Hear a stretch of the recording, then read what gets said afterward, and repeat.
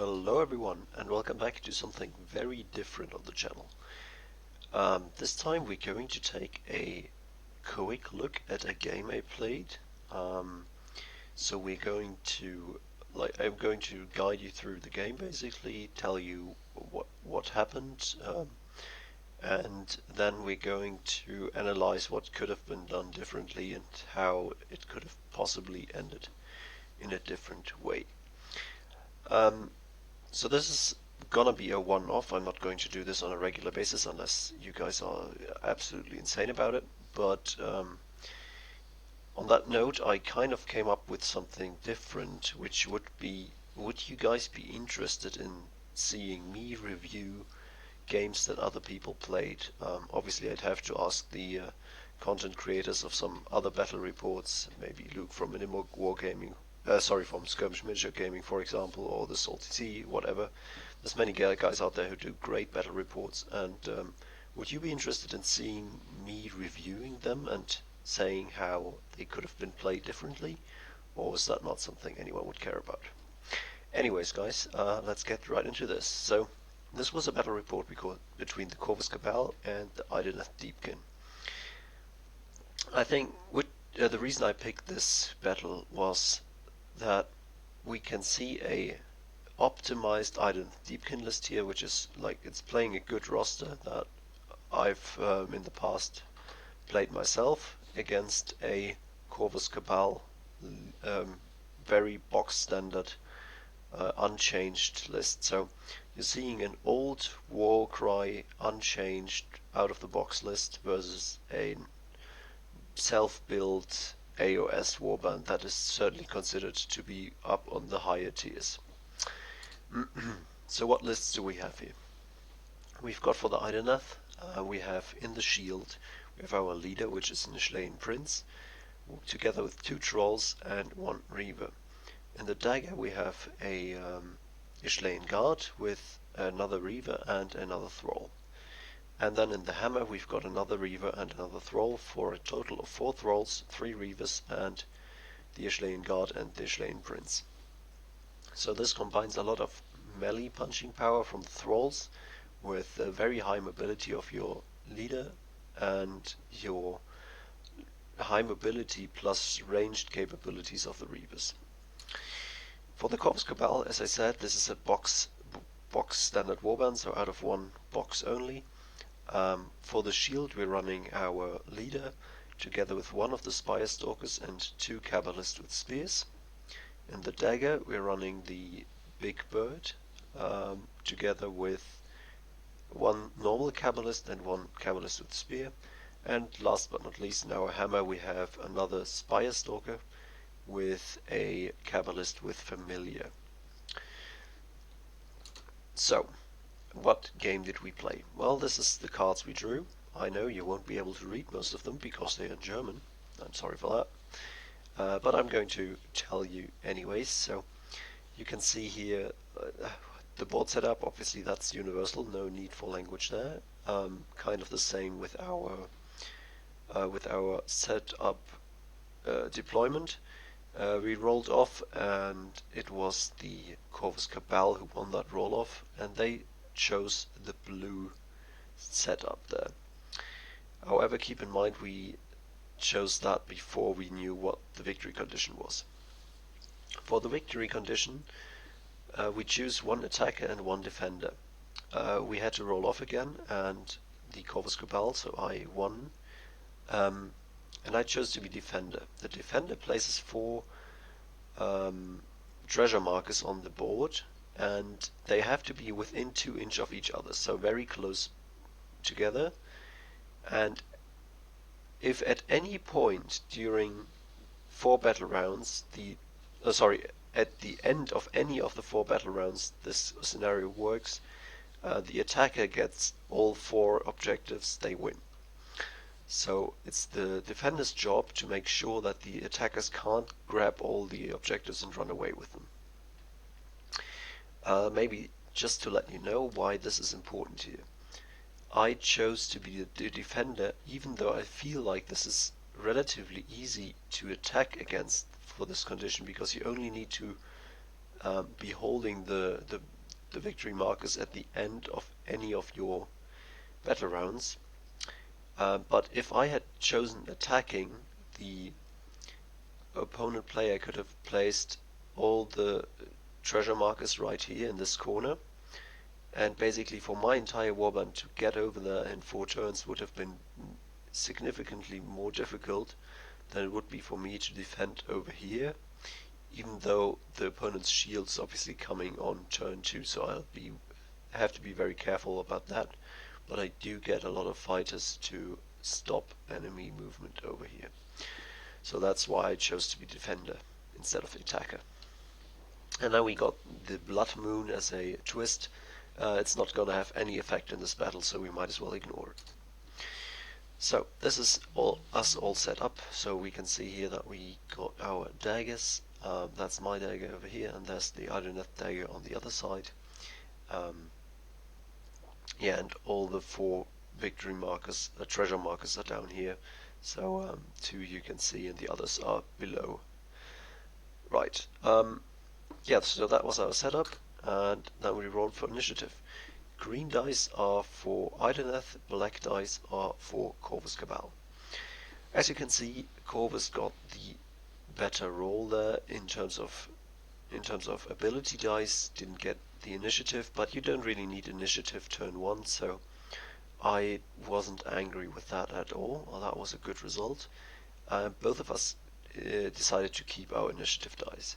In general, that's something I would really recommend for most players, because turn 1 you rarely need lots of abilities.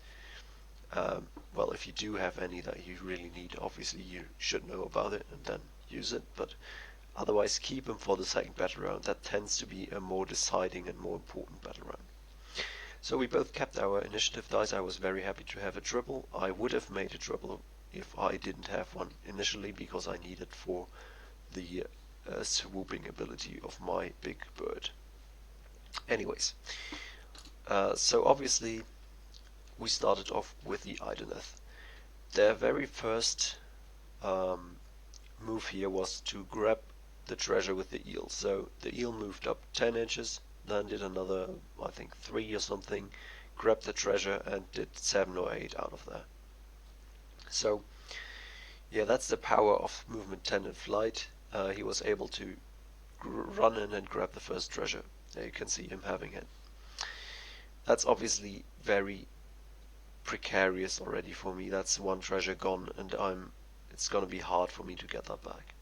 There's another fighter up here then. He was shooting at my 1 spear cabalist. I'll have to mention that all I did for my first action was wait with my cabalist with spear up here, because I decided that I would rather wait for him to come near me and then be able to strike him. So I chose to be waiting here. So I just kept him waiting. He shot me, did 6 damage, which is not that little, so he only had 2 health left, that poor guy. For a second action I then moved down, and I'm behind that pillar. You can't see him there, but that's why this picture's there. So that's at half time basically for our thing, and then he moved up with this fighter. He was quite clever in moving him here, where he was outside of 6 inches of my cabalist, because he didn't want my cabalist to jump down here and get a free attack on his thrall. That's why he didn't run as far as he maybe could have. So what did I do then? Well, I used my triple for the swoop, so came down here with 1 move, so with a free movement action, and then in 1 hit I killed the thrall. And after that I still had 2 actions to attack, and I rolled a bunch of great dice and did 22 damage to the poor old eel over here. Yeah, then he didn't have any activations left, because I out-activated him by waiting once, so I had my last cabalist. I threw a raven dart for 1 more damage, so he was on 23 damage after that, the poor eel. And then I moved down onto one of the treasures, as you can see here. So in general, a very, very powerful turn 1 for me. Yeah. Then we got a round 2, roll for initiative, and we got I got a triple and a double again, as I did in the first turn, and the Idoneth also got a double and 4 singles again, so that was exactly the same as the first turn.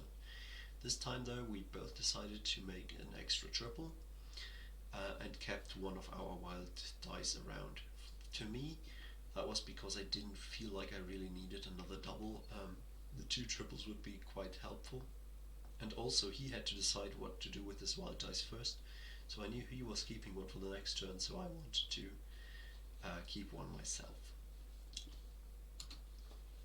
Now, this is our setup. That's how everything looked at the beginning of the second turn. Obviously our reserves came in, so his shield, which is his most powerful part of the warband, came all in close to the objectives over here. My shield came on over here, so also quite close to the objectives, and then both of our hammers came on down at the bottom here, where they are going to struggle to be effective in this turn. So they are going to have to be effective turn 3 basically. Right, so you can see we're still having a fight going on here. I still have that one injured fighter. You can see his injuries here sitting down there, and one on the objective. His archer is still up there. So, how did we kick the whole thing off then? Well, he got the initiative, so the first thing he did was retreat here his eel and then fly away to the very back corner here on top of a building. This eel, even though he's almost dead, he's also very safe now, and he's got a treasure. So I would still say the first turn went very well for me, because by doing that much damage to him, I forced him to run away and basically remove this fighter from the game. However, he did take one of the 4 treasures with him. I then I had arrows for that, I remember. I then moved up to this platform with my raven, and then used my triple to jump down here, killed one of his fighters, killed a thrall in the free attack action I got for that, and then I used my last action to move into the blob. This obviously was risky because it could have meant sacrificing my my raven here. However, I would needed to keep all of these guys from being able to grab the treasures and run away with them. If I had not tagged this leader, for example, he could easily have flown in here, taken another treasure and be gone, and we'd have seen the same thing happen that we saw last turn with the other guy. So I was worried about that, so I ran in there. Also, I killed another fighter, so I have killed 2 this far, and he hasn't killed any.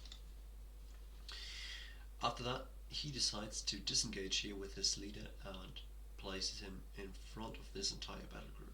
So he's cutting my fighters off from the treasures, so he can more easily move in there and get them. He's also activated the triple on this leader, which is the biovoltaic barrier, which makes all crits into hits against you, so that makes him a lot more survivable. This guy also has toughness 4 and 35 wounds, so he's tough to take down at any rate. However, he did place him in a very vulnerable spot still, just because there's a ton of my fighters around there. Both my leader and my spy stalker have 2 base damage, so even with no crits they can still put in a lot of work. Yeah, that's basically what we can see here. This is the aftermath now. My leader popped his triple to give everyone the extra attacks, and then him and the Spire Stalker both punched the eel, and together they did 22 damage, so that's 2/3 of the health gone. Probably would have killed him if he hadn't used his triple there, so good use of that. Well, otherwise we killed another elf. He moved in, so he disengaged here and run over to take that treasure. However, my Cabalist hadn't activated at that point, and I was able to double attack and murder that guy. So that was unfortunate for him. I moved up my fighters over here, he moved up his fighters over here.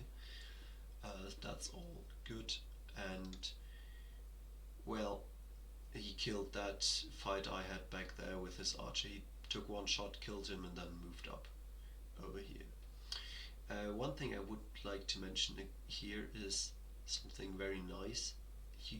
If you're behind a fighter like this, you cannot disengage, because no matter where you take your 3-inch move, you're gonna be still within 1 inch of that fighter, and that's an illegal disengage. However, what he did here was take a normal move, walk around me, which is fine, as long as you don't disengage, that's perfectly fine, and then did a 3-inch disengage to get next to his friend over here. So that was interesting, that was a nice play there. However, he was at the disadvantage already here in terms of having less fighters than me, and therefore I got to take most of my important actions later on. So if he had moved that archer after I had killed his friend, he could have picked up the treasure at this point. But he was already over here. I killed his friend after all of the Idoneth guys had moved, so there was nothing for him to do really. By the way, I did the same moving around and then disengaging move he did over here, I did over here with my Cabalists with spear.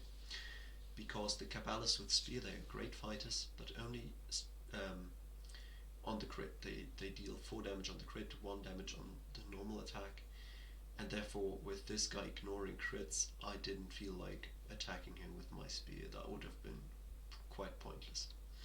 Also, I moved one spear guy over here just to put pressure on that eel over there so he couldn't chill over there forever. He's only on 3 health left, so even that Cabalist can be a serious danger to him. So that was the aftermath to round 2. As I said here, we did 22 damage to that leader model, which was pretty great. We killed another elf, and another one of our guys got killed. So we killed 3 elves at this point, and only 1 Cabalist has died, so it's looking quite good for us at this point. What's with round 3 initiative? Well, we rolled very similar to what we did before. Again, Idoneth only rolled 1 double, which is pretty bad at this point. You need some abilities here, and a lot of singles, whereas I rolled a triple and 3 singles. Again, with him having the initiative, he needed to decide his wild dice first. He needed a triple, so he made that, and then he also guaranteed himself initiative. That puts me in the very comfortable position of being able to use both of my wild dice to make more doubles. So oftentimes it's quite nice to not have the initiative, because you have a more reactive way of using your wild dice. That's very nice. So how did we kick this whole thing off? Well, he decided not to stay with my leader and my Spire Stalker over there with his leader, because he would not have survived that. So his first move was a disengage and a fly over here, picking up that treasure that was under my fight. That was right there. This guy is using a triple after that, so it's still going to be so difficult to kill him, because he's got 13 health left and I can't crit him, and all my punchy fighters are not in combat with him. So therefore, even though he's like, it feels like he's in the middle of everything, he's still quite secure in a way. I'd have to allocate a lot of resources to try and kill him. So that was a nice move. That's second treasure down. Essentially at this point it was very clear that he only had a few fighters left, so he needed to hold all 4 treasures at the end of the 3rd battle round, because it was most likely that he would not survive the 4th. So he was really going for that, holding 4 objectives here in that turn. So he picked up that one. What happened after that? Well, we used We ran with our spy stalker from here to there. You can just spot him under the grills there. He killed one of the thralls, and that was a big one. So I only had one attack there, but I rolled double sixes, got that 8 damage in, and murdered the thrall. And therefore, this very important piece was out of the game, because he was very close to a treasure. He could have grabbed one and run off had he had the movement. If he had basically the initiative over me. So that was very important for me to get him killed early on. After that, his archer, who was placed up here before that, they have 6 movement, the Reavers, so they are very fast. He ran over here, jumped down, took 3 damage on the fall, but whatever, picked up 1 treasure and ran off to over here. He's very secure now, because the only guy who can reach him is this one, and for him to deal 5 damage in 1 attack is unlikely, so nice move there. So after that, I moved my leader over here and activated the triple so I would get the aura buff, and at that point my opponent accepted defeat. Why is that? Well, he only had 2 fighters left that could possibly pick up this treasure. This archer over here and this archer over here. The thing is though, I had tons of activations left. 1, 2, 3, 4, 5 fighters who all could get relevant in the area. So after I had moved, he'd have to move one of these elves because he doesn't have any other fighters left. So, for example, moving one of his elves in here to get the treasure, he can't move back or anywhere away because he'd be stuck in combat with my leader now. So if he moves in here, he's gonna be stuck there, and I can just use my triple for... I don't have a triple actually, but anyways, I can just move in with the crow, attack him once, and if he doesn't die, I have still plenty of other options to attack him there. And the same goes for his other fighters. So the issue was I just had many activations over him left, so I could have just at this point waited with this guy, for example. So he had to waste both of his moves before I really had to react to whichever fighter of his was holding the treasure and then kill him. So at this point there was no way for him to win the game anymore. Very interesting game. It feels like this could have been won by the Idoneth, and you would say that this was a more competitive list probably. So you gotta ask yourself what went wrong. Well, normally I advise people to play the objective, not play for kills, but I feel like in this instance you saw that that advice is not always valuable. The kills in this game really got me the upper hand because it allowed me to out-activate my opponent early on. If we're going to go back to the very first round, I think there was one critical mistake there really, which was placing his thrall next to his eel, because that allowed me to get 3 attacks in with my bird. I used that triple. He knew I would use that triple to swoop in and attack, but it allowed me to swoop in here, kill his thrall, and then get 2 attacks on his eel. If he had split up more, I would have had to decide for which one of these guys to go, and I would have saved him a lot of damage coming in turn 1. Probably would have killed the thrall anyways, but the eel would have been much more relevant for the entire game if he had actual health left and wasn't almost dead at the end of the first turn. So that was one important bit of it, I feel. During the second turn, yeah, it's hard to say. I think fleeing with that eel was the absolute right choice, because with 2 health left even, there was nothing he could have done. So fleeing there was the right choice. I think after that, after I made my move with the raven, he would have been better off killing me, because 4 turns is a lot of turns. He still had time, and at this point he wasn't outmanned that much. He wasn't outstrengthed that much. I think he should have double attacked me with his leader probably. That would have brought down my raven to only very few health remaining, and he could have killed me with a thrall easily, so between these two they could have killed my leader. That would have put me in a much more difficult position. I would have obviously had the free range to move here, and I would have moved probably over to intercept him here, or even moved onto the treasure, of course, yes, but it would have put him in a more powerful spot to strike back next turn. So I think he was a bit hasty there and just retreating everyone.